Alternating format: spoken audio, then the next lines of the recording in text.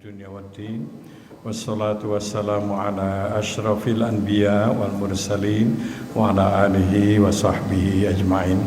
Ibu-ibu dan bapak-bapak semua yang hadir yang saya hormati, alhamdulillah pagi ini kita kembali dapat silaturahim.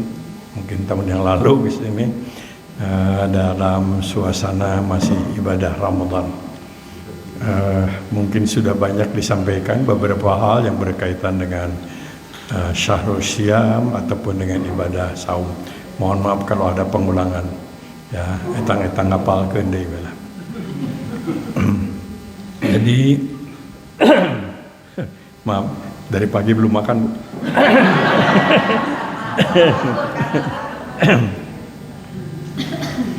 Ya,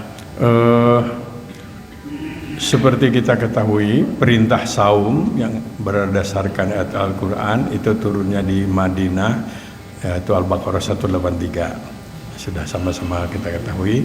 Tetapi tradisi saum sudah biasa dilakukan oleh Nabi, bahkan juga oleh beberapa Nabi sebelum beliau.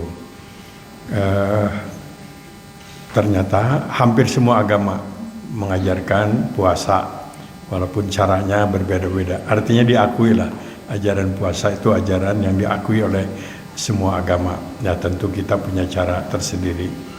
Dalam Islam, selain saum Ramadan yang insya Allah nanti akan kita lanjutkan melaksanakannya sampai akhir Ramadan, juga dikenal saum pengganti bulan Ramadan, namanya saum qadha.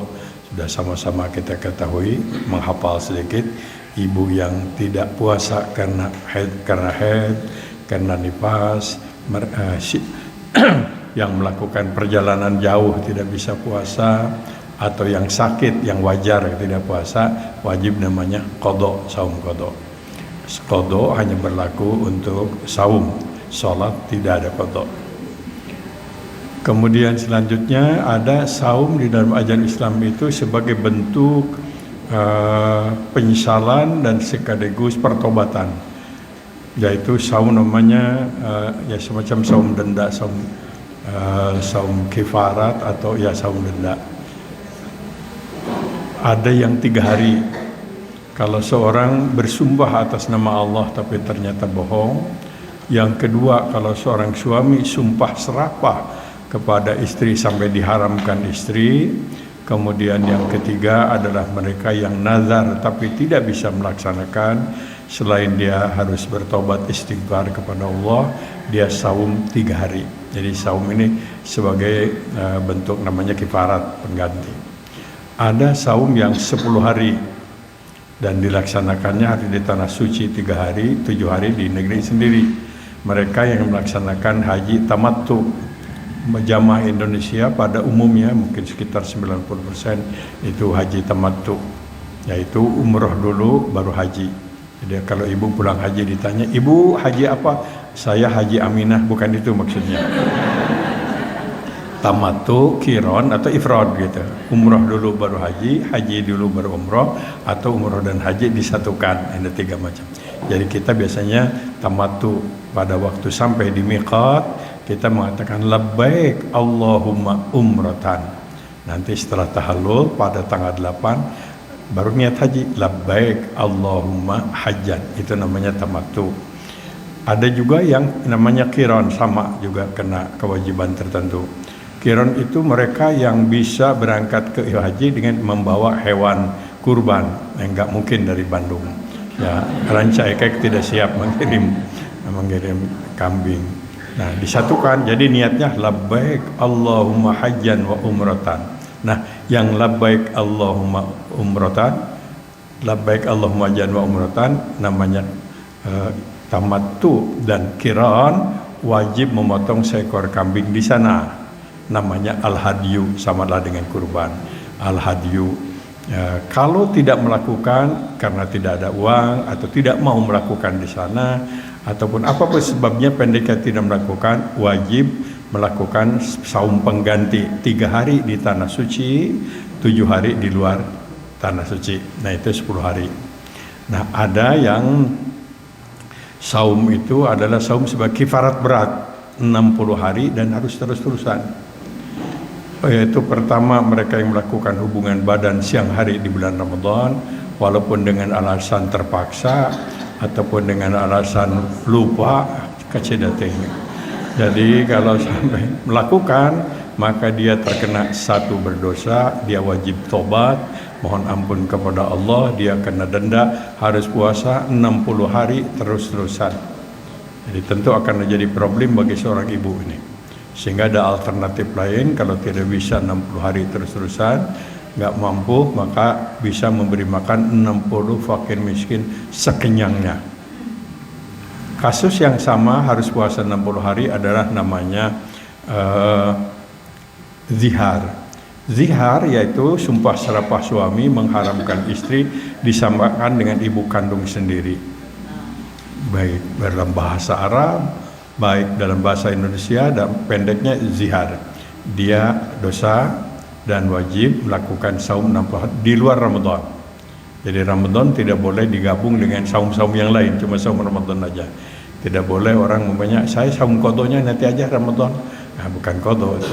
Kalau kodo sudah Ramadan. Kifarat juga begitu di luar Ramadan. Jadi yang ketiga, kalau kita, atau bukan kita ya, kalau siapa saja membunuh manusia tidak sengaja, katakanlah tabrakan mobil, pakai mobil nabrak orang, satu orang, maka kita punya kewajiban. Satu, tentu saja urusan dengan aparat ya, dengan kepolisian supaya jelas siapa yang salah, siapa yang. Yang kedua adalah urusan dengan keluarga, harus memberikan uang duka. Tidak disebutkan, tergantung. Kalau yang tertabraknya mungkin ustadz agak murah, kalau insinyur agak malah, kalau dokter lebih mahal lagi, terserah itu. Nah, tapi tidak ada ketentuan, sesuai dengan kesepakatan. Nah, yang ketiga adalah dia harus kifarat, menghilangkan satu nyawa dengan tidak sengaja. Kalau sengaja dalam Islam kan, kalau membunuh sengaja dibunuh lagi begitu. Tapi di Indonesia jangan dipraktekkan, nanti urusan itu dengan kepolisian, dengan pemerintah. Nah, itu 60 hari puasa. Jadi itu saum kifarat. Ada saum-saum yang dilakukan di musim haji itu karena melakukan pelanggaran-pelanggaran kecil, diganti dengan saum 1 hari atau diganti dengan kifarat sidqah.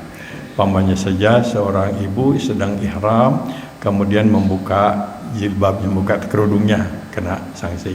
Atau bapak atau ibu sama saja memetik tumbuh-tumbuhan yang masih di tanah. Ya agak sulit ini karena di sana sayurannya sudah di hotel kan. Kalau di hotel tinggal makan aja itu. Tapi barangkali aja ada di jalan gitu. Nah, itu kena memetik tumbuh-tumbuhan. Nah, itu atau melakukan pelanggaran-pelanggaran ringan yang lain ada dalam. Nah, itu dia boleh menggantinya itu satu dengan dam, biasanya ditetapkan antara 25-30 real begitulah, sekitar itu, karena ketentuannya tidak secara jelas. Atau saum 1 hari. Nah, ini saum. Ada saum yang saum itu menjadi wajib kalau disertai dengan nazar. Nazar saum hanya berlaku untuk di luar Ramadan. Jadi ibu tidak berlaku nazar saya mau puasa 1 bulan di bulan Ramadan. Nah, itu nggak ada, harus di luar Ramadan. Ada satu jenis saum yang diajarkan dalam Islam sebagai peninggalan atau saum Dawud. Nah, maksudnya saum Nabi Dawud. Sehari saum, sehari tidak. Sekali lagi di bulan Ramadan, bukan Ramadan. Nggak boleh ibu. Saum Dawud dah Ramadan sekarang, nggak boleh. Harus di luar Ramadan, sehari saum, sehari tidak. Seorang sahabat meminta kepada Rasulullah, saya dengar Anda melarang kami melakukan saum wisol. Saum wisol terus setiap hari puasa. Tolong izinkan untuk saya. Saya ingin saum wisol terus-terusan. Nabi mengatakan, kamu harus perhatikan kesehatanmu, jaga kesehatan. Saya sehat ya Rasulullah kalau saya saum. Nah, kamu kan punya istri, hargai istrimu. Kamu juga harus mempertimbangkan istri. Oh, istri saya ridho kalau saya puasa. Kamu akan mendapatkan tugas keluar daerah, siapa tahu nanti ada satu saat kamu juga harus siap bersama-sama untuk bertempur melawan musuh. Kalau puasa nanti kamu nggak kuat, masih mengatakan gak apa-apa ya Rasulullah, pendeknya saya ingin puasa, perang jadi, dakwah kemana-mana juga jadi. Nabi dengan senyum menjawab, ya kalau kamu ingin saum, mendapatkan saum terus-terusan, kamu akan mendapatkan pahala saum terus-terusan, tapi laksanakannya satu hari saum, satu hari tidak. Jadi pahalanya sama dengan setiap hari, tapi pelaksanaannya adalah seperti itu. Sekali lagi Ibu, Ramadan tidak boleh dengan saum Daud. Jadi ada dua sunnah yang diwariskan dari Nabi Daud itu, ada Salatu Daud dan ada Saum Daud. Salatu Daud ada tidur separuh malam, bangun separuh malam. Nabi kemudian menyesuaikan dengan kondisi umat, tidak separuh malam, tapi cukup dengan sulusul lail, sepertiga malam. Ya, jadi sepertiga malam itu. Nah, Nabi hampir selalu sepertiga, tapi sekali lagi tidak selamanya. Tergantung berbagai macam hal. Nah, ini adalah saum-saum yang ada dalam Islam. Jadi ada wajib ditentukan oleh kita, tergantung niat, namanya nazar itu. Tapi yang lain, yang kedua Ramadan, dan yang ketiga kifarat, dan ada saum yang sunnah. Ya, saum yang paling banyak, saum sunat yang paling banyak, saum Daud, sehari saum, sehari tidak baik. Saum juga bisa dijadikan atau salah satu ikhtiar kita atau salah satu tawassul kita untuk mendapatkan sesuatu. Kita kalau ada keinginan, ada sesuatu yang perlu disampaikan kepada Yang Maha Kuasa, bisa dengan infak, dengan sedekah, bisa dengan salat sunat, salat malam, dan bisa dengan saum. Orang atau ya orang lain, jangan kita, terlanjur berbuat dosa di bulan apapun, ingin melakukan pertobatan, terutama di bulan Ramadan. Ramadan itu adalah syahrul maghfirah, bulan lautan ampunan dari Allah. Kalau kita minta, kalau nggak minta ya soal lain. Kita yang minta. Oleh karena itulah salah satu kegiatan kita di bulan Ramadan, mari kita fungsikan saum Ramadan itu sebagai sebuah ikhtiar untuk penghapusan dosa. Ini yang dipraktekkan Nabi Adam, Nabi Lut, dan mungkin ada yang lain-lain.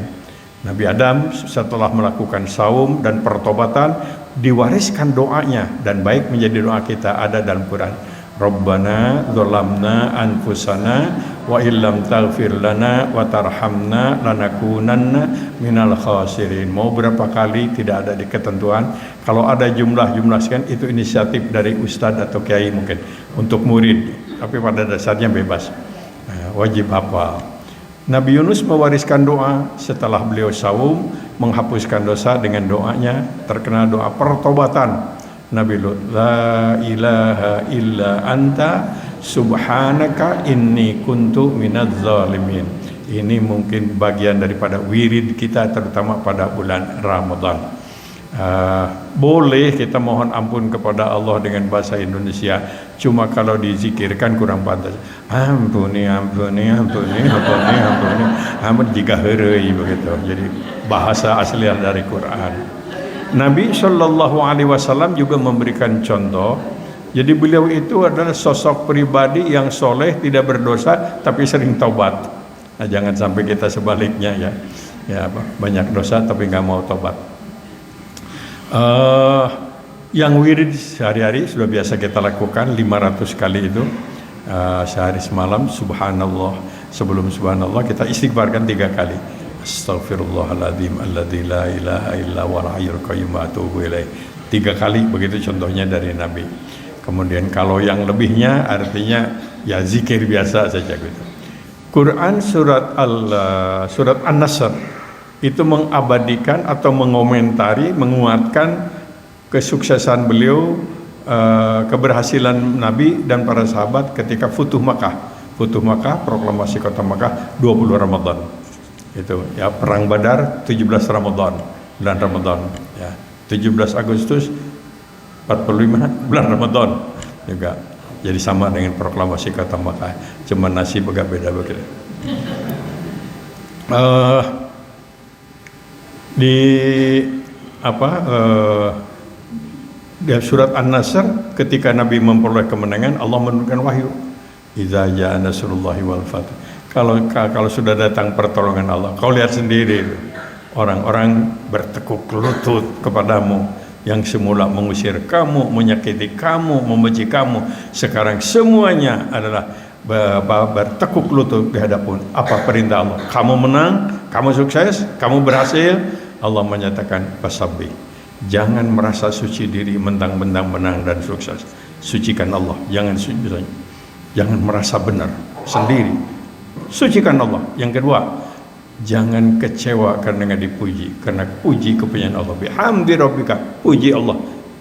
Jangan kecewa untuk dipuji, karena puji adalah milik Allah. Dan yang ketiga, di tengah-tengah kemenangan, kesuksesan, ada di antaranya mungkin kehilapan atau kekurang baikan, istighfar. Jadi aja bentuk wiridnya subhanallah wa bihamdihi subhanallahil azim astaghfirullah. Ini wirid Ramadan.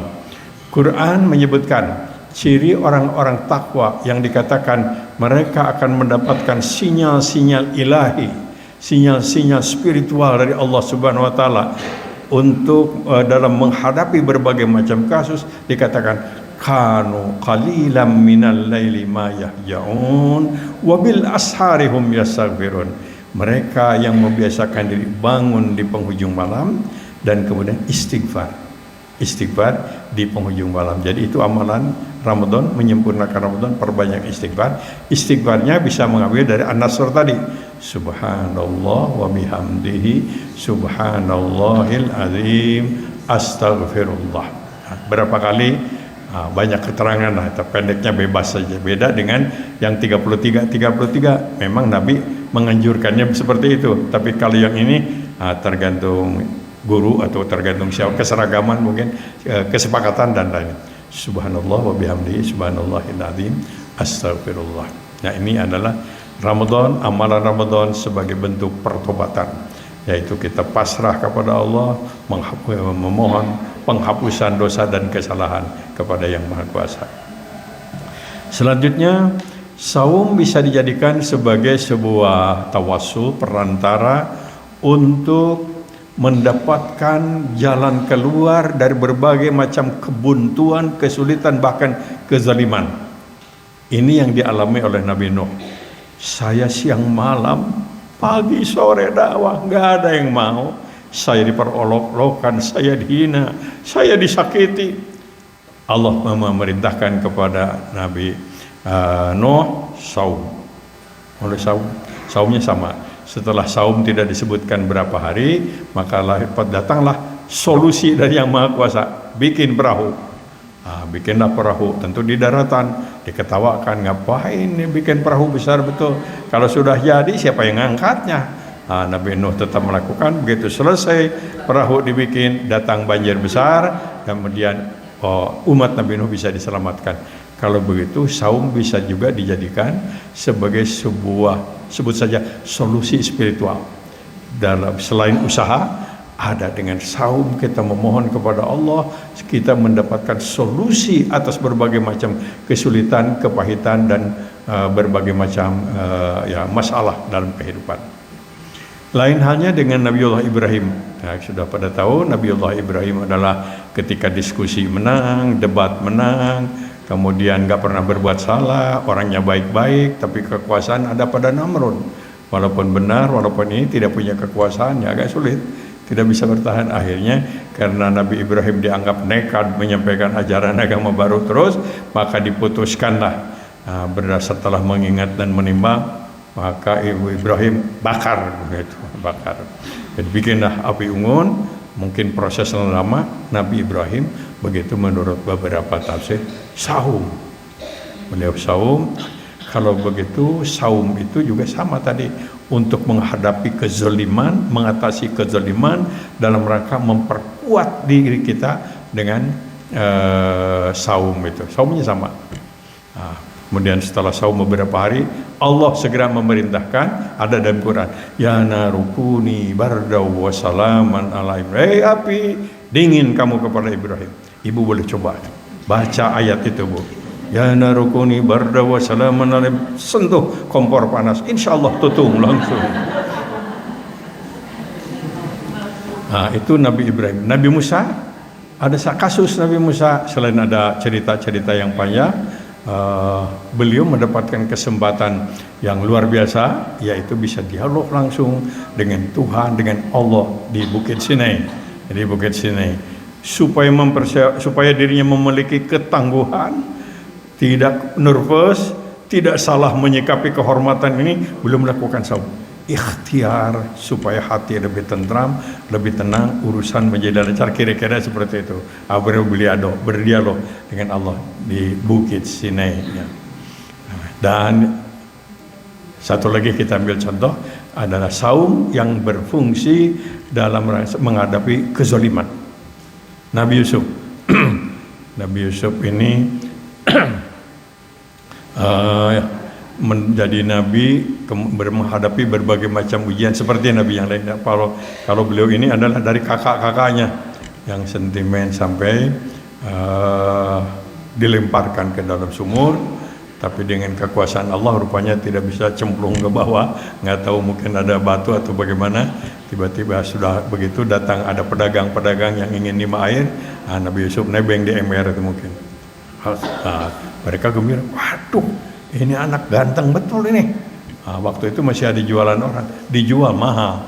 Berapa harganya kurang tahu saya. Kalau sekarang agak murah-murah aja lah sekarang. Jual. Setelah dijual kepada pedagang, mungkin pada pedagang dijual lagi. Yang beli itu ibu negara, nggak tanggung-tanggung. Ibu negara waktu itu belum ada wapres. Ibu negara belum ada wakil raja maksud saya. Jadi dipelihara oleh ibu negara. Lama-lama ibu negara tergoda. Budak teh kasep-kasep teuing.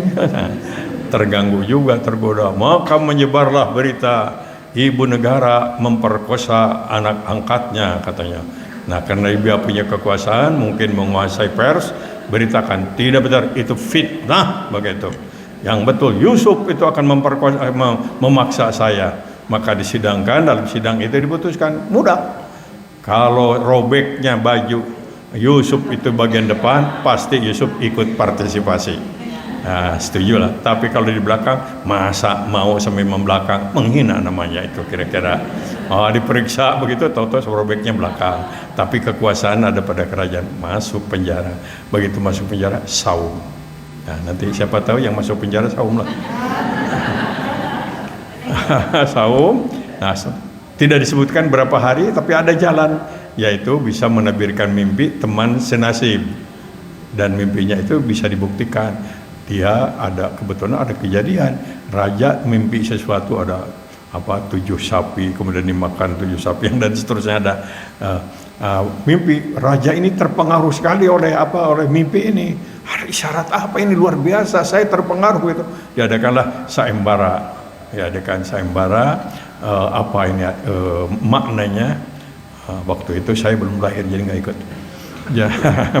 Waktu itu ada teman senasib di ini beritahu ada tuh di penjara siapa, Pak Yusuf tuh, ini dia punya begini, keluarkan suruh keluar, nabirkan, percaya betul sampai beliau diangkat oleh raja menjadi wakil. Setelah wakil kemudian dia jadi pengganti yang menjadi kepala negara.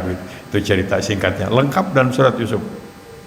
Nah, jadi kalau begitu saum ini adalah juga dilakukan ketika seseorang itu merasa ada perlakuan zalim, ada perlakuan yang tidak wajar.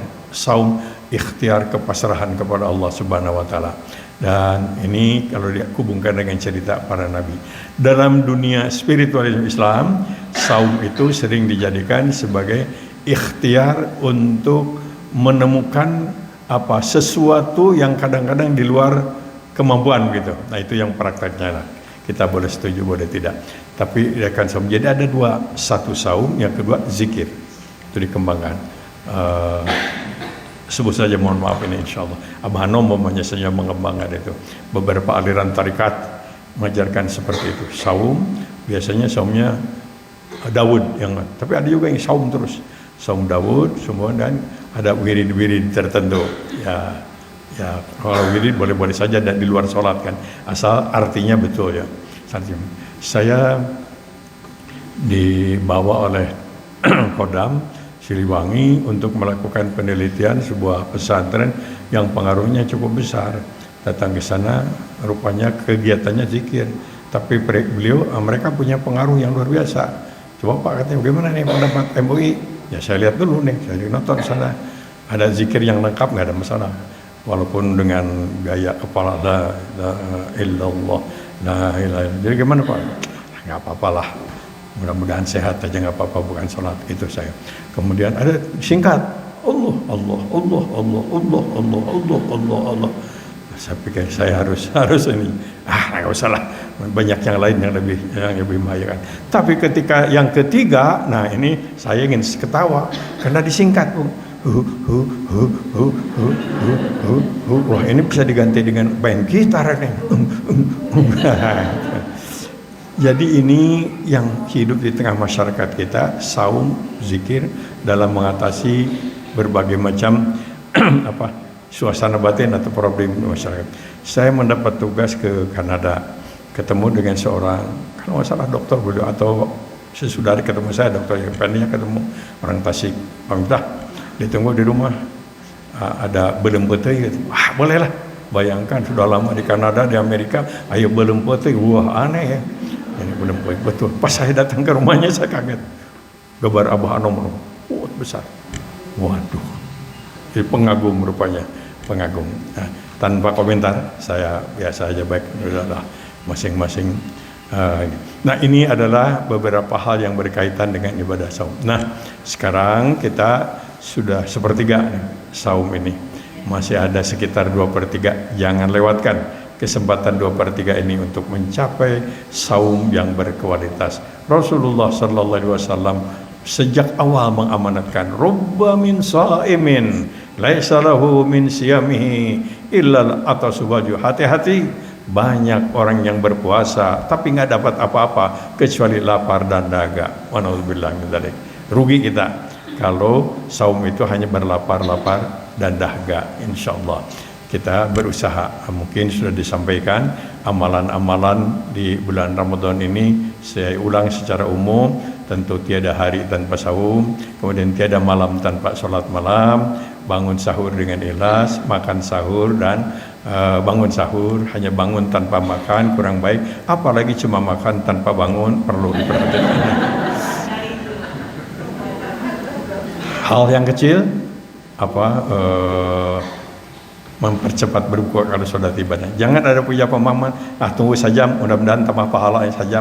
Ya, memang jangan lebih cepat, hati-hati aja. Nanti jangan sampai adzannya sedang latihan, bukan adzan maghrib. Yang lainnya tentu sudah sama-sama, tiada malam tanpa sholat malam. Enggak pada awal malam boleh, pada tengah malam boleh, akhir malam silahkan. Khusus untuk 10 terakhir ada kegiatan untuk di penghujung malam. Mau digabung, disatukan, tinggal ditambah, atau cuma itu terserah, itu hal-hal yang memungkinkan. Kemudian tiada malam cair Pak.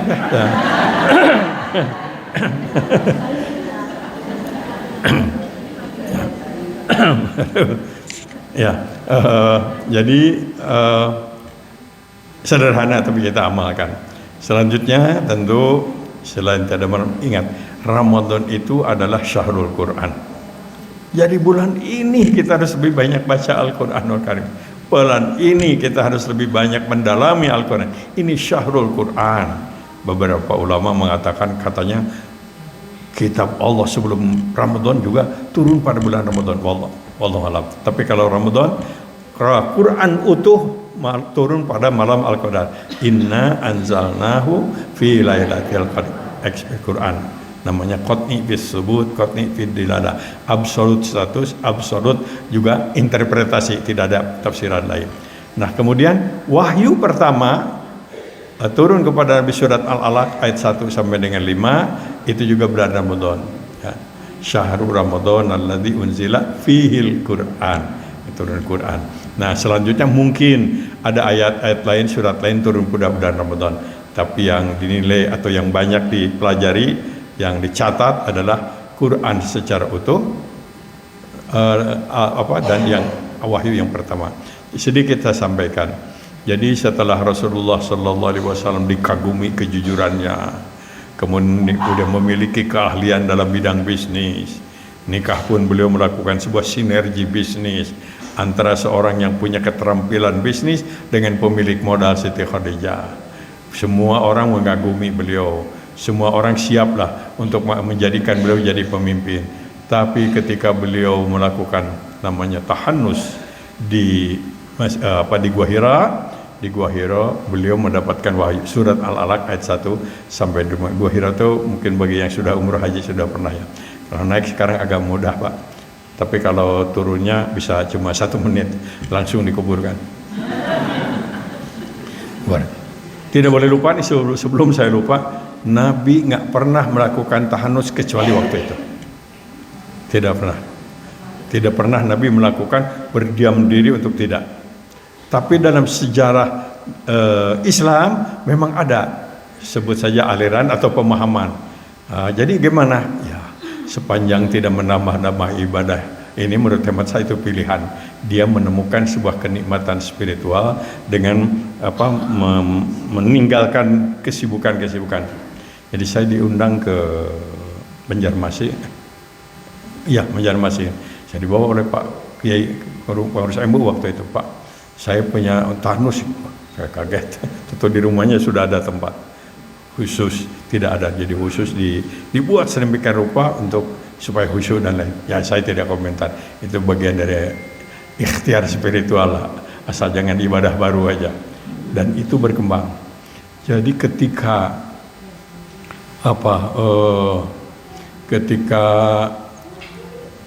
sistem politik yang kekhalifahan berdasarkan pemilihan, kemudian beralih di zaman Umayyah menjadi kerajaan, dan secara ekstrim Muawiyah itu selain merebut kekuasaan, mewariskan kekayaan kepada putranya,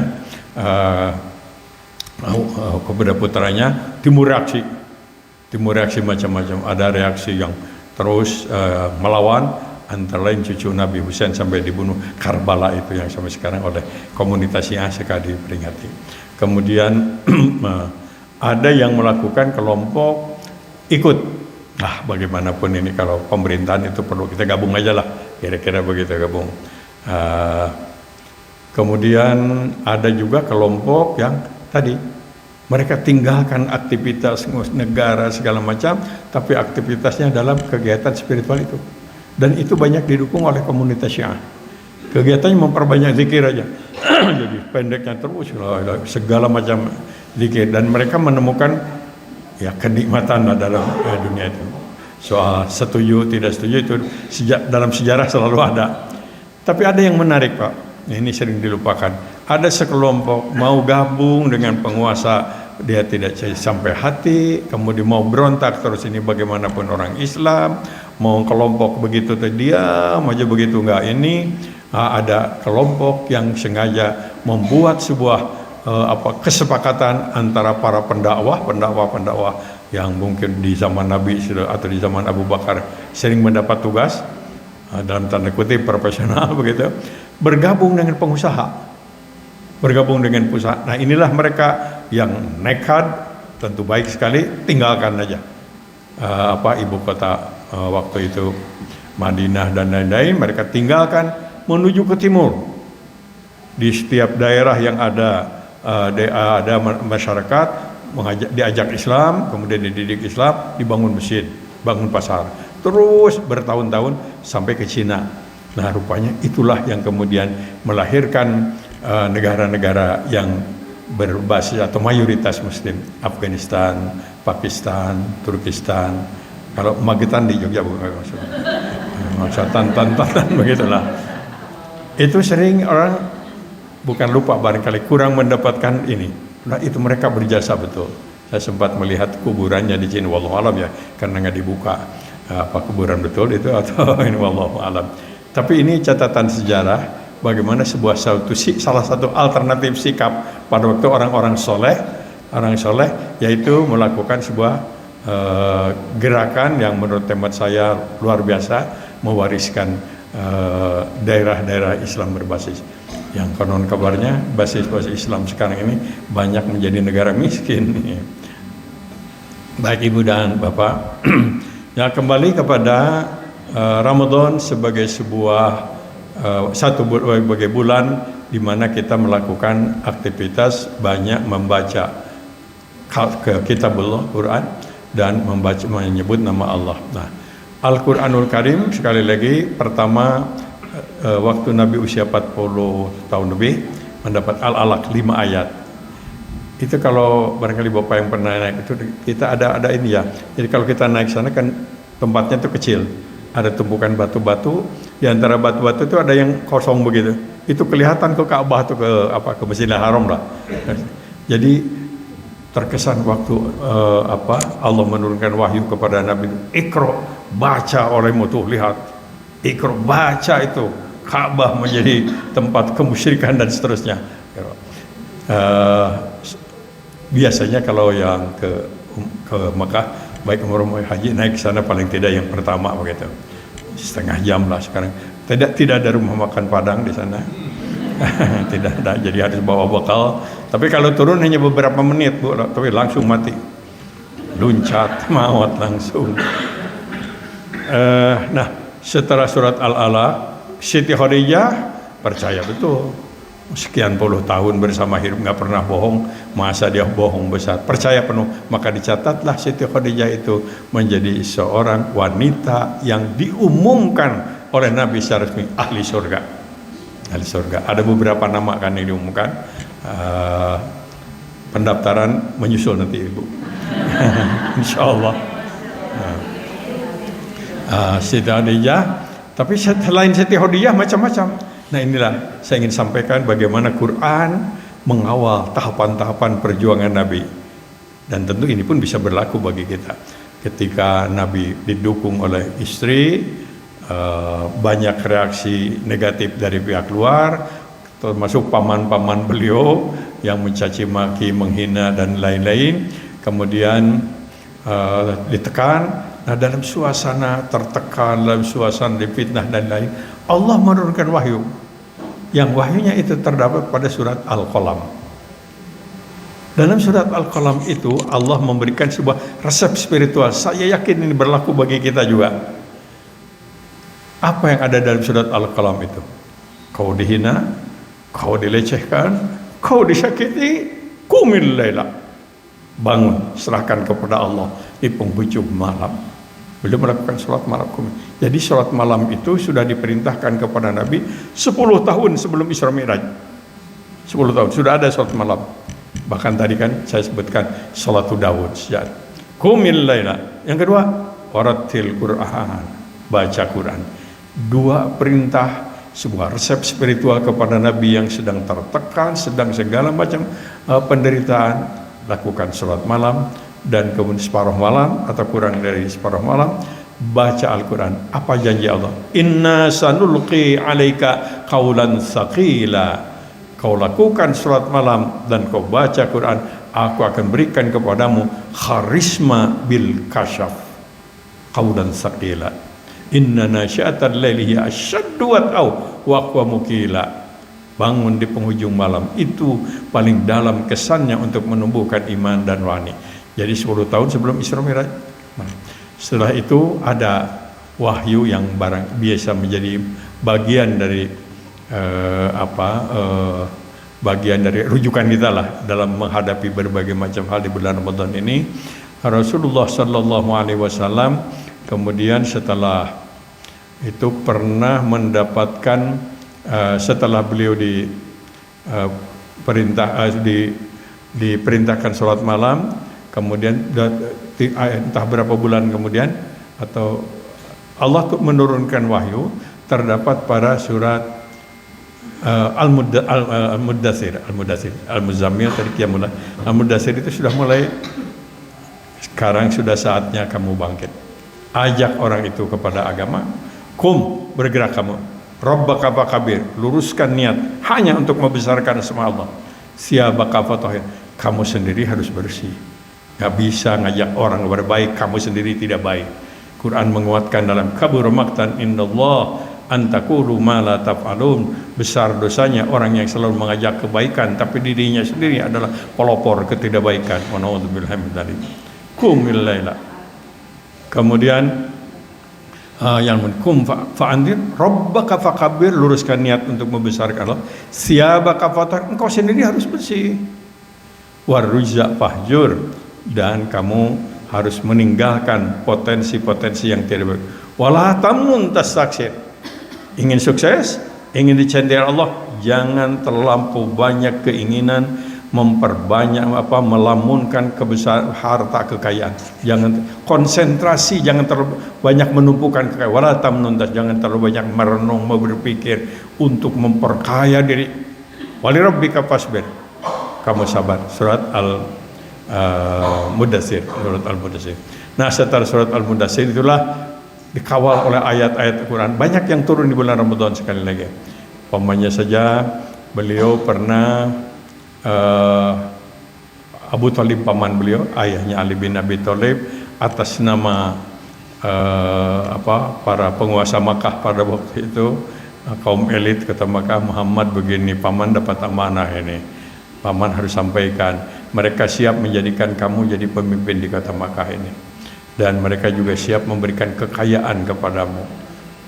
Kalau itu kamu tidak mau, mereka juga siap memberikan wanita-wanita yang cantik untukmu. Jawaban Rasulullah yang sangat luar biasa, paman, jangankan harta, tahta dan wanita, kalau saja mereka mampu memberikan matahari di tangan kananku dan bulan di tangan kiriku, saya tidak akan berhenti. Saya sadar dan saya yakin tugas ini berat, tapi saya yakin tugas ini mulia dan suci.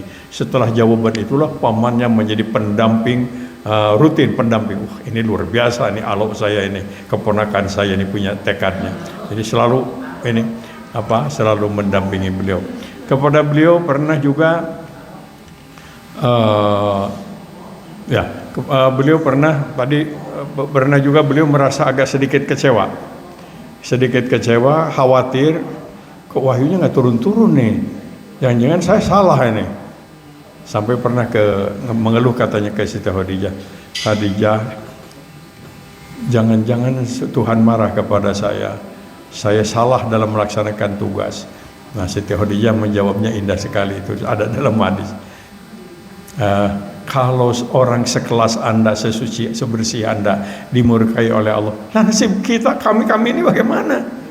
Kami ini jauh sekali. Cerita itu disampaikan oleh Rasulullah kepada istri beliau setelah di Madinah, setelah Siti Khadijah meninggal dunia. Kalau nggak salah Siti Ruqayyah memberikan komentar, ini Rasulullah, ini kalau sudah cerita Khadijah kita nggak masuk nomor ini, nggak dibicarakan. Nabi menjawab, Khadijah itu bersama saya ketika saya sendirian dan di sekitar saya musuh semuanya, dan kalian mendampingi saya ketika saya juga sudah banyak teman dan banyak sahabat dan banyak pembela. Jadi agak lain begitu. Nah, pernah Rasulullah Sallallahu Alaihi Wasallam itu tadi khawatir, Allah memberikan jawaban. Ada pada surat Wadduha. Ini kaitan asbabun nuzul yang banyak turun bulan Ramadan itu untuk menjawab kegelisahan, keraguan atau masalah yang dihadapi oleh Rasulullah Sallallahu Alaihi Wasallam.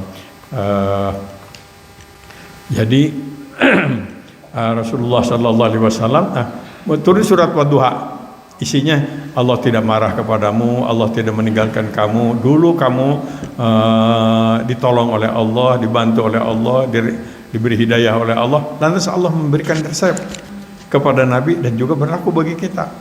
Walal akhiratu khairul laka minal ula. Hari esok ada pada kamu, masa depan kamu indah. Rahmat Allah akan terus tercurah kepadamu. Ada pesannya. Satu, fa ammal yatima fala taqhar, jangan kau sakiti anak yatim. Yang kedua, wa ammas sa'ila fala tanhar, jangan kau bentak, kau usir orang yang minta-minta. Ada dua pesan. Kemudian syukur, fa ammal yatima fala wa ammas sa'ila fala wa amma bi ni'mati rabbika fahaddits. Tahadus bi nikmat. Ya, kalau dapat nikmat memberitahu kepada orang yang kita anggap perlu dan bermanfaat, disampaikan bukan karena dia. Nah, ini resep spiritual juga ketika Rasulullah SAW tentu bagi kita juga ketika menghadapi sesuatu, ingin walal akhiratu khairul laka minal ula, kalau ingin mendapatkan hari esok yang cerah, masa depan yang indah, ada dua pesan. Satu, jangan kau sakiti anak yatim. Anak yatim itu kekasihku. Orang yang menyakiti anak yatim berarti menyakiti aku. Ana wa kafirul yatim fil jannah. Aku akan bergandengan tangan dengan orang-orang yang menyantuni, dengan anak yatim di sorga nanti, bersama kafirul yatim, orang-orang yang mengurus yatim.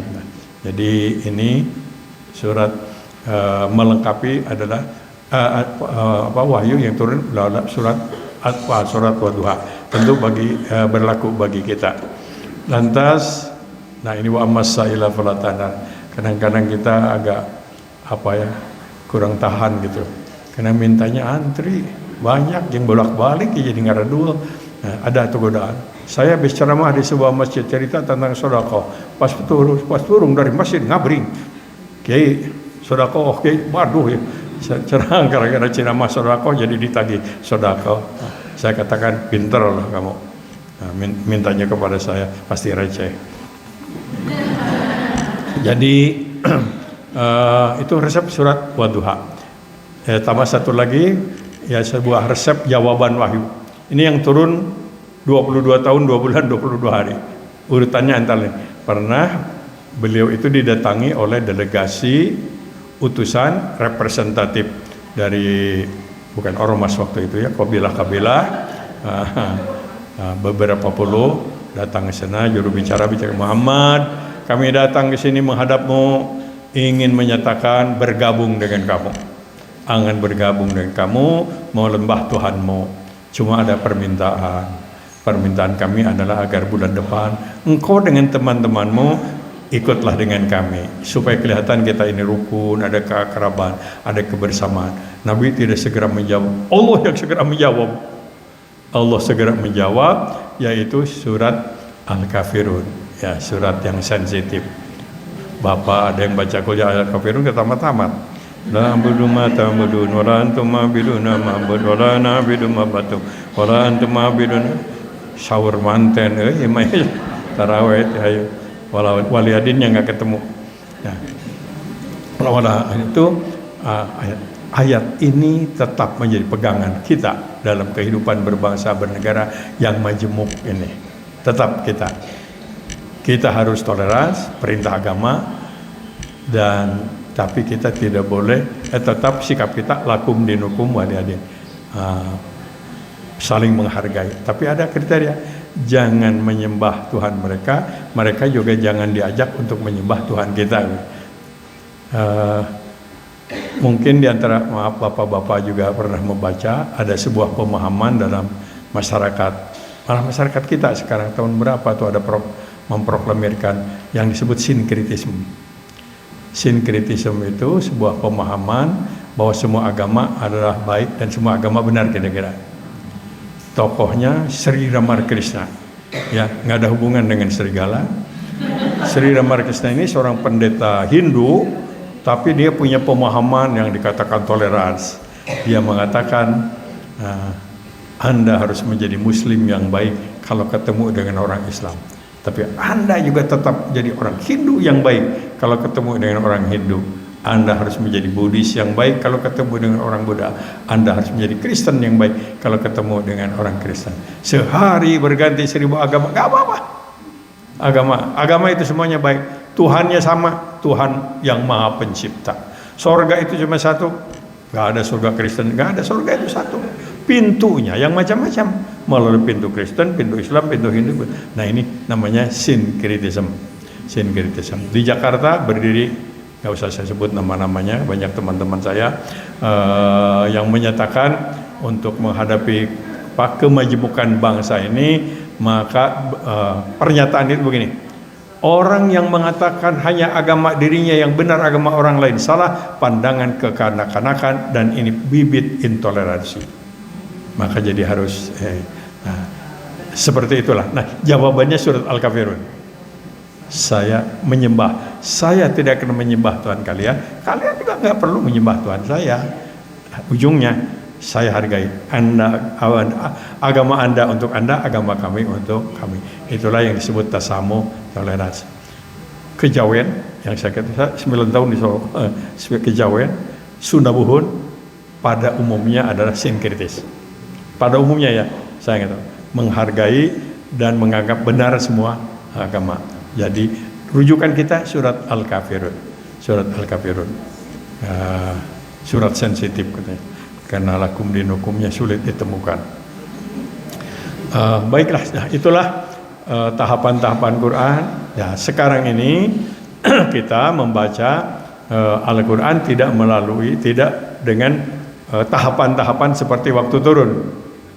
Tidak semua diketahui sampai kepada kita. Yang surat ini di mana? Surat ini kapan? Mana yang lebih duluan? Tidak semua. Yang kita tahu adalah ini, para sahabat menghafalkannya, para penulis wahyu menulis, dicek oleh Nabi, tapi pada zaman Abu Bakar Siddiq, oleh Abu Bakar Siddiq dan para penghafal, para penulis bersatu, lahirlah kesepakatan. Dan kesepakatan itu diyakini benar. La tajtami'u ummati 'ala dhalalah, kata Nabi. Kalau sahabat-sahabatku yang soleh itu sepakat, nggak mungkin mereka sepakat dalam kesalahan. Jadi dijaminlah berfungsi, berstatus sebagai sumber hukum. Nah, alhamdulillah. Jadi Quran yang turun pada awal bulan Ramadan, turun utuh pada bulan Ramadan, entah pada bulan apa tidak jelas, tapi setelah Abu Bakar Siddiq, Quran dikumpulkan, jadilah susunan seperti yang kita lihat sekarang. Karena asalnya tadi Al-Alaq, Al-Qalam, Al-Muzammil, Al-Mudassir, kemudian yang lain-lain. Sedangkan yang ada sekarang adalah urutannya Fatihah, Al-Baqarah, Al-Imran, dan seterusnya. Alhamdulillah ini bisa diselamatkan. Naskah disimpan di ada katakan di Siti Aisyah. Pendeknya disimpan. Lantas pada zaman Utsman waktu itu karena umat Islam sudah banyak meluas ke beberapa tempat, maka diperbanyak. Ada yang mengatakan 3, ada yang mengatakan 4. Paling tidak sekarang kita bisa melihat 3. Yang satu di museum di Turki, saya pernah melihat, dan yang kedua katanya ada di museum di London, wallahu alam itu. Tapi waktu saya ke London lihatnya cuma pasar aja yang ketemu. Kemudian yang ketiga katanya di ini, di Mesir, saya belum lihat, tapi masih ada naskah, alhamdulillah. Nah, naskah yang ada itu belum memakai harokat dan belum memakai titik. Nah, pada generasi setelah itu baru ada ini. Kalau nggak salah zaman Abdul Malik, salah seorang khalifah dari dinasti Umayyah, yang ngambil inisiatif setelah Walid itu, ngambil inisiatif karena sudah banyak non-Arab masuk Islam, banyak yang salah. Maka diberilah tanda seperti yang kita lihat. Kalau mulut terbuka, fatah, fatah. Kalau suara terkumpul, domah, jadi alif fatah, alif kasri, alif domah. Masuk ke Bandung, alif jabar. Nggak ada Jateng sama DKI nggak dilibatkan. Begitulah Quran. Sampai sekarang Quran menjadi satu-satunya kitab suci yang bisa dihafal oleh ribuan, ratusan, mungkin juta sekarang yang hafal Al-Quranul Karim. Saya pernah berkunjung ke sebuah pesantren, saya hampir nangis karena anak-anak itu usia SMP hafal Al-Quran. Ya Allah, ini ketua MUI itu apa? Pada hafal Al-Quran. Walau gimana itu bisa apa? Dan sampai sekarang di Indonesia ini menjadi ribuan yang hafal Al-Quranul Karim. Satu-satunya saya kira kitab suci, bahkan buku setebal itulah yang bisa dihafal oleh orang. Inilah kelebihan Al-Quran. Tugas kita sekarang ini mau menghafal baik tentu saja, tapi yang paling penting adalah membaca, mengamalkan. Zikir terbaik adalah baca Al-Quranul Karim. Ayat surat mana saja, mangga silahkan. Dan jangan sampai di antara kita ada keluarga yang buta huruf Al-Quran. Nabi menyatakan menyesal kamu kalau kamu mati tidak bisa baca Al-Quran. Jangan melahirkan generasi yang menyesal. Nah, Ramadan adalah saatnya bagi yang belum bisa belajar Quran. Pada bulan Ramadan kita membaca Al-Quran. Pada bulan Ramadan kita banyak berdialog dengan Al-Quran. Karena Ramadan adalah syahrul Quran. Nah, inilah barangkali beberapa hal untuk memanfaatkan bulan Ramadan yang insya Allah beberapa hari lagi atau setengah bulan lagi. Mudah-mudahan kita diberikan kesehatan, kekuatan lahir batin untuk bisa mendapatkan hasil dari ibadah saum, la'allakum tattaqun, agar kalian menjadi orang yang takwa. Yang takwa itu kan dalam Al-Quran iman, salat yang mantap, selalu siap memberi, mampu mengendalikan emosi kemarahan, kaziminal ghaidha, selalu tidak pernah dendam, selalu siap memaafkan orang lain. Kemudian kalau kejujuran. Nanti kalau terlanjur berbuat salah dan salah, maka dia selalu cepat sadar, mohon ampun kepada Allah, minta maaf kepada manusia.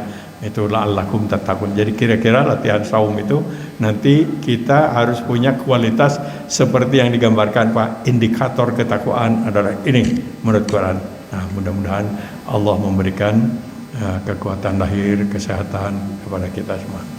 Nah, ini barangkali Bapak dan Ibu yang bisa saya sampaikan. Mohon maaf karena mungkin ada pengulangan dari ceramah-ceramah para ustadz lain dan atau juga dari apa yang saya sampaikan bahwa beberapa waktu yang lalu. Masih ada waktu mungkin untuk tanya jawab ya. Kalau bisa saya jawab, kalau tidak bisa ya mohon maaf. Mangga. Silakan mungkin ada pertanyaan.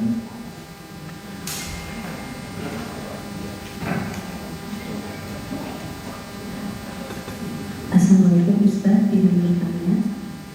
Jam 4 kemarin di Al-Jinko Wali 2.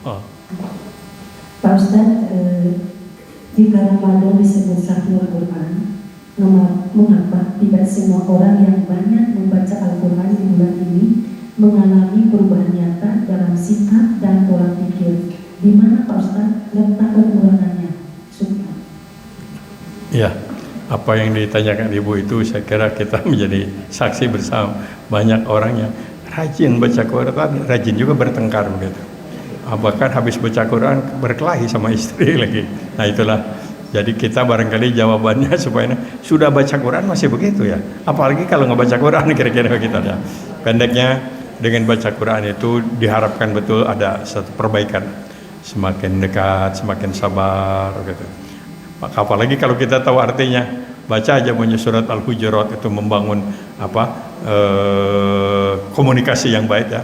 Hindarkan diri dari komentar-komentar yang tidak bersumber yang dapat dipertanggungjawabkan. Harus dibiasakan tabayyun, fatabayyanu. Kalau dengar berita jelek tentang siapapun jangan dulu percaya. Tabayyun, cek dulu kebenaran. Ini sekarang kan problem ini. WA yang kita terima itu kan tidak semua benar, tapi sering-sering kita cepat percaya gitu, palingan atunya. Nah, itu. Mari kita perbaiki itu. Yang kedua dikatakan ini salah satu bagian dari Quran untuk membangun kualitas diri. Yang kedua, kalau terlanjur ada kesalahpahaman, kekurang akraban, Quran jangan dimalamkan, segera selesaikan. Sebab sebelum selesai itu pikiran juga ngaco terus, niat jelek dan lain-lain. Yang ketiga ada dikatakan jangan memanggil orang dengan panggilan yang menyakitkan, yang menyinggung perasaan. Ya, panggillah dengan panggilan yang dia senang tapi tanpa kebohongan. Jangan suka sibuk cari-cari kesalahan orang lain. Sibuk cari-cari kesalahan orang lain. Kalau terlanjur tahu ada kewajiban kita amar ma'ruf nahi munkar. Hindarkan diri dari negative thinking, suuzan. Menilai orang lain itu dengan positif. Tapi tentu saja harus cerdas, jangan bodoh. Tapi hindarkan diri dari. Tidak salah kalau kita menyangka baik, tapi dia tidak baik, tidak jadi dosa.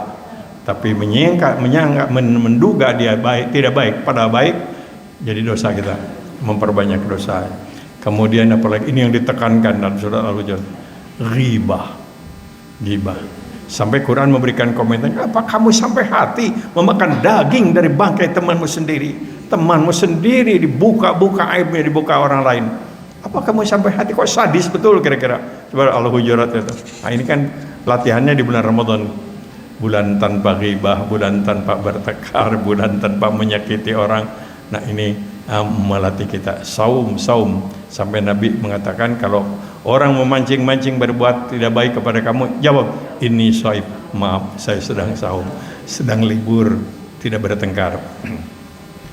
Barangkali ini Bu, ya kita harus ikhtiar terus. Keikhlasan membantu. Tentu lingkungan juga mempengaruhi. Tapi yang paling penting adalah niat dan tekad kita. Baik Bu, sudah waktu. Ada lagi pertanyaan?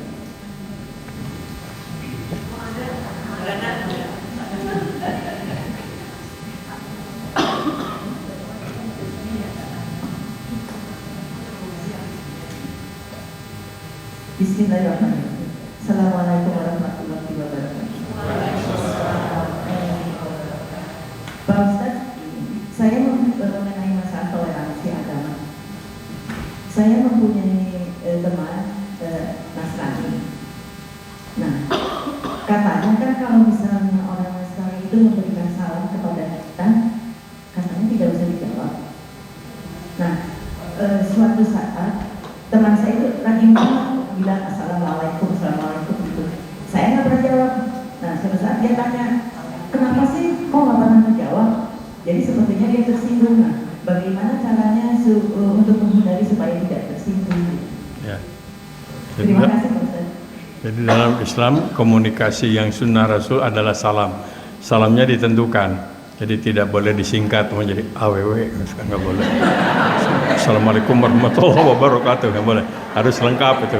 Nah, kecuali mungkin di WA ya karena terlalu panjang, tapi jangan AW lah. ASWW itu bagaimana? Tidak ada ketentuan nggak boleh jawab tapi tidak dengan salam Islam. Jadi kalau non Muslim itu assalamualaikum Bu Haji, salam, udah selesai itu. Hai terima kasih salam gelis. Ini yuk, wah nggak apa-apa lah. Jadi itu tidak boleh assalamualaikum. Sama kita juga kalau tahu Bapak menyampaikan sambutan tapi di depan semuanya non Muslim jangan assalamualaikum. Salam yang lain aja. Kalau semua tapi kalau ada Muslim nggak apa-apa, niatkan kepada orang Islam, bisa ditambah oleh kita kan. Nah ini yang sampai sekarang debatable terus terang aja untuk pejabat tertentu, teman-teman yang punya kedudukan kan sekarang ini tidak dalam bentuk instruksi tapi ada semacam keinginan. Jadi kalau nyambut itu assalamualaikumnya diucapkan terus dibaca juga kan macam-macam itu ya macam-macam. Nah itu yang jadi ya kalau paling tidak kalau dengan teman-teman Muslim tentu saja jangan ada ucapan lain. Sebetulnya ada yang normal itu ya selamat pagi kan bukan ucapan agama gitu, selamat pagi. Tapi silahkanlah. Jadi sama dengan selamat Natal. Saya ingat Pak Habibie waktu jadi presiden kan sebelum itu ada fatwa majelis ulama tidak boleh menyampaikan selamat Natal waktu itu. Pak Habibie di Senayan menyambut, orang pada dengar nih, sok Habibie kumaha ya, dasar pinter, dia menyatakan saya sampaikan selamat kepada saudara-saudara yang sedang memperingati Natal, selamat pinter. Nah, jadi dia tidak menyinggung, tetap Natal disebut dan dia juga ini. Walaupun sekali lagi mungkin debatable ya, tapi nggak usah jadi bahan pertengkaran. Cuma kalau ditanya kepada saya, kalau tidak mengucapkan lebih baik begitu. Diganti dengan lain, bukan sadis, diganti dengan yang lain, dengan senyum. Nah, walaupun selamat Natal tapi sambil jamdud mendatang. Selamat Natal siap. Jadi perlihatkan muka dan sikaplah yang baik. Kita dianjurkan kok untuk berbuat baik kepada siapapun. Itu ajaran agama. Cuma ada bentuk jangan jadi menjadi apa namanya sinkritis ya. Begitu Bu. Mungkin ada lagi. Silakan.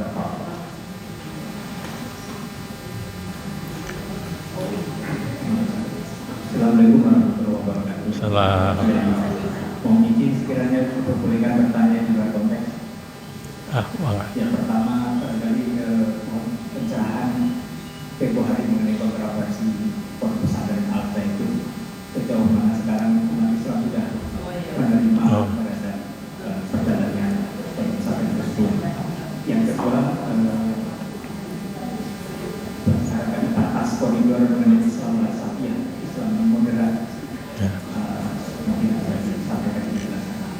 Ya. Assalamualaikum warahmatullahi wabarakatuh. Ya, tentang zaitun perkembangan terakhir saya nggak begitu mengikuti, tapi kalau dulu saya sempat nginap di sana, memang ada ajaran-ajaran yang saya sebut agak aneh aja gitu, beda.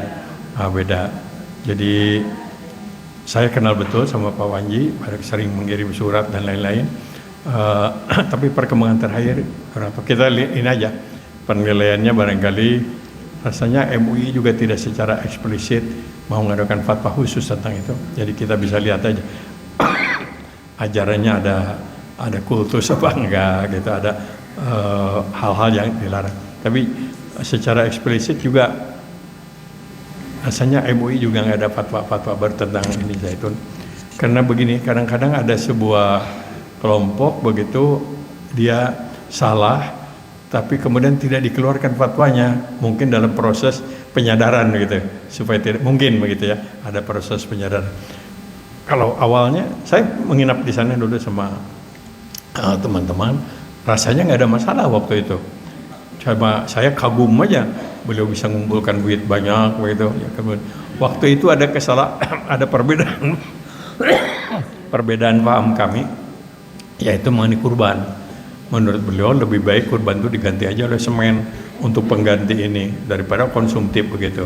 Pertimbangannya itu karena tantangan pembangunan ya. Walaupun waktu itu kita tidak setuju. Kalau kurban tetap, kalau namanya udhiyah ya harus hewan begitu, dan hewan pun ditentukan gitu. Dan beberapa hal yang lain. Jadi itu. Kemudian yang kedua, maaf Pak tadi.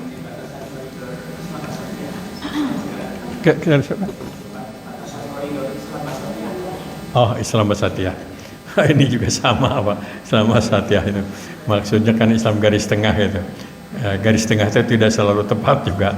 Kita begini aja lah, kalau menurut teman saya, kalau mengenai pemahaman Islam, kita ada dasarnya dari Quran, dari Sunnah. Ketika kembali kepada Quran dan Sunnah, ternyata ada yang potensi berbeda pendapat. Nah itu siap berbeda pendapat. Aula mastumun nisalam masa di sana adalah menyentuh atau hubungan badan. Ya, kita bisa berdiskusi, memilih ini umpamanya, tapi tetap kita menghargai. Oh, dia punya tafsiran yang lain. Sebetulnya tidak banyak yang begitu tuh, tidak banyak. Kebanyakan itu perbedaan pendapat itu sering-sering dipengaruhi oleh berbagai macam hal yang sebetulnya tidak boleh terjadi. Jadi perbedaan pendapat dalam beberapa hal yang berkaitan dengan fikih biasanya di kita dulu memang terasa agak sedikit tajam, tapi rasa-rasanya sekarang tidak begitu ini ya, kecuali mungkin di beberapa kelompok tertentu. Harus ada toleransi lah, sepanjang ada dasarnya, kita harus toleransi berbeda pendapat, harus siap berbeda. Jadi lakum dinukum waliyadin yang tujuannya untuk orang non muslim bisa diberlakukan ya, lakum bagi Anda silakanlah pemahaman Anda, bagi kami pemahaman kami mungkin. Kalau ada dalam sebuah lembaga pedanya, ambillah yang kita sepakati begitu. Walaupun demikian, lembaga-lembaga tertentu biasanya memberikan solusi begitu. Katakanlah Majelis Ulama gitu, Majelis Ulama memfatwakan, atau mungkin organisasi yang lain. Memang tidak semua ya ajaran agama Islam, walaupun ayatnya sama, tapi tafsirnya berbeda, harus siap saja itu, harus siap. Itu aja saya kira komentar Pak, itu bukan jembat ya. Mungkin ada lebih. Maka ada.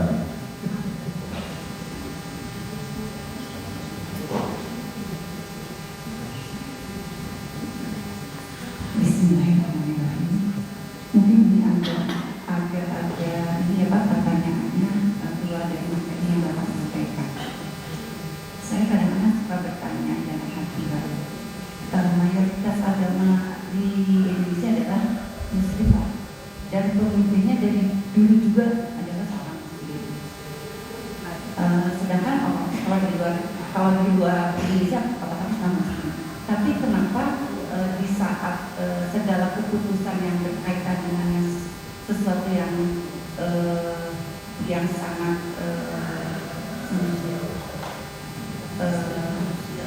penting gitu.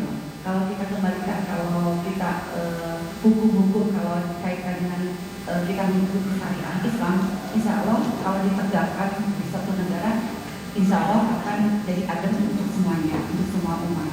Tapi ketika di luar negeri ditanamkan hukum-hukum mereka sesuai dengan agamanya, itu lebih kuat gitu. Sedangkan pemimpin kita yang mayoritas Muslim tidak pernah satupun yang bisa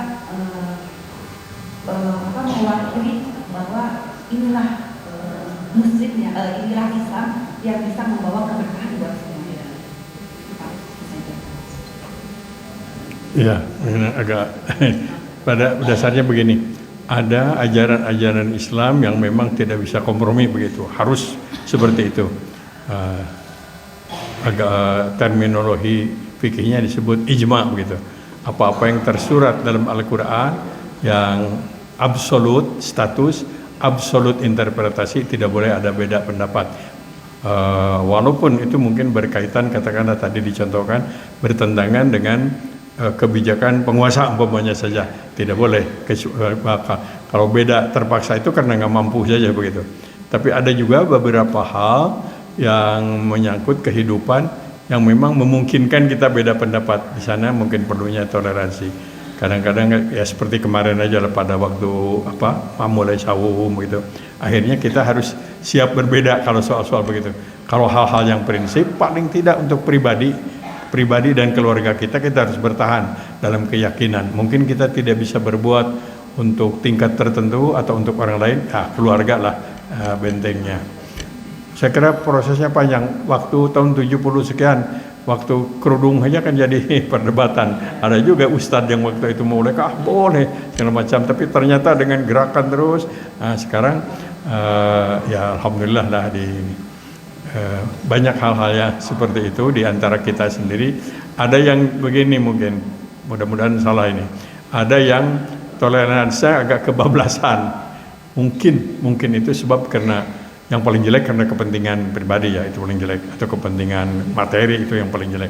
Tapi mungkin juga dia punya pandangan yang disebut kemadaratan, mungkin ada kemadarat ini, mungkin begitu. Tapi saya kira kita harus berusaha secara sungguh-sungguh maksimal apa yang menjadi keyakinan kita amalkan. Yang tidak bisa kita lakukan, ya Allah Maha tahu begitu.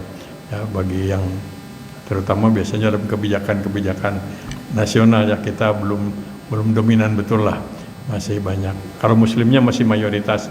Nah inilah barangkali kewajiban para pendakwah dan lain-lain, bisa menjadikan malam yahkum bima anzalallah fa ulaika humul kafirun, kan gitu ayatnya. Orang siapa yang tidak rela dengan hukum Allah, kafir dia, dolim dia, itu ayatnya begitu. Tapi untuk praktekkan jangan sembarangan, beda sedikit kafir nih, dolim gitu. Nah inilah barangkali seninya berdakwah, berjuang dan lain-lain. Tapi seperti yang sampaikan Ibu, banyak masih masalah-masalah yang mestinya tidak boleh begitu, tapi masih dibolehkan, atau masih tidak dilarang, ataupun juga masih bahkan dibela oleh teman-teman, bahwa ini nggak apa-apa karena macam-macam. Jadi darurat itu harus ada batasnya sebetulnya, jangan darurat terus-terusan. Yang penting kita ikhtiar melaksanakan syariat Islam kafah, seluruhnya kita laksanakan. Yang tidak bisa dilaksanakan di luar kemampuan kita, Allah Maha Pemaaf itu saja. Betul Bu, jadi masih banyak lah hal-hal yang itu garapan kita, tanggung jawab kita semua. Oke, ada lagi?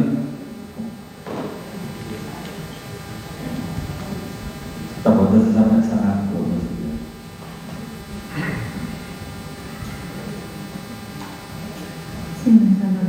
Assalamualaikum warahmatullahi wabarakatuh, Pak Ustaz. Ini mau bertanya, kalau itikaf 10 terakhir itu kan harus di masjid. Kalau dilakukan di rumah bisa nggak Pak Ustaz? Kalau itikaf di masjid, kalau nama itikaf. Tapi kalau tidak di masjid, baik-baik saja. Bermalam di rumah banyak ibu karena ada macam-macam yang tanggung jawab anak dan lain-lain, diisi aja dengan berzikir. Tapi namanya memang tidak itikaf begitu. Ya, tidak. Kalau itikaf ya di masjid begitu. Malah sering jadi masalah bagaimana kalau di tajuk kecil gitu. Kalau menurut teman saya di sebuah tempat yang dinamakan masjid kecil atau besar bisa melakukan itikaf. Jadi bagi kita ibu umpamanya saja kalau ke masjid nggak mungkin kan karena banyak faktor, di rumah sekarang yang memanfaatkan malam karena malam Ramadan banyak menjadi malam doa dikabulkan, jadi taqarrub kepada Allah Subhanahu wa taala. Oke, terakhir boleh saya? Pertanyaan saya ini, apakah